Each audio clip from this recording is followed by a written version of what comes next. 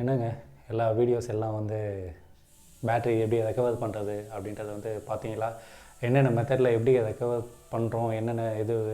So அதெல்லாம் வந்து first என்ன பண்ணோம் அப்படின்னு வந்து பார்த்தீங்கன்னா, ஸோ அந்த டெட் செல்லை எடுத்துகிட்டு வந்து என்ன பண்ணோம் அப்படின்னு வந்து பார்த்தீங்கன்னா, ஸோ இனிஷியலாக வந்து சார்ஜ் வந்து கொடுத்தோம். அந்த சார்ஜ் கொடுத்த பிறகு அடுத்து என்ன பண்ணோம், அது வந்து ஒரு 4லேருந்து ஒரு 8 வோல்ட் வரைக்கும் வந்து பேக்கப்.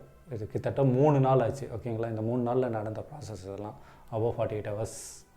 ஓகேங்களா, ஸோ இந்த மாதிரி வந்து நியர் டு 48 ஹவர்ஸ். ஓகேங்களா, ஸோ இந்த மாதிரிலாம் வந்து நம்ம வந்து ட்ரை பண்ணோம்.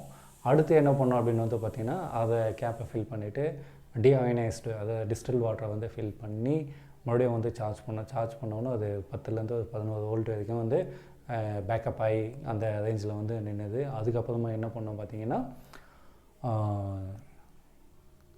பேட்ரி ரிப்பேர், அதாவது டீசல்ஃபேஷன், அந்த டீசல்ஃபேஷன் ப்ராசஸை வந்து பண்ணோம். அந்த டீசல்ஃபேஷன் ப்ராசஸ் பண்ணிட்ட பிறகு மறுபடியும் வந்து சார்ஜ் போட ஆரம்பித்தோம். சார்ஜ் போட்டு ஃபைனலாக வந்து எல்லாமே வந்து முடிஞ்ச பிறகு ஸோ அதில் வந்து 4 பேட்டரியில் 3 பேட்டரி வந்து ஓகே ஆகிடுச்சு. ஒரு பேட்டரி வந்து அதில் நம்மளால் ரெக்கவர் பண்ண முடியலை. ஓகேங்களா, சரிங்க.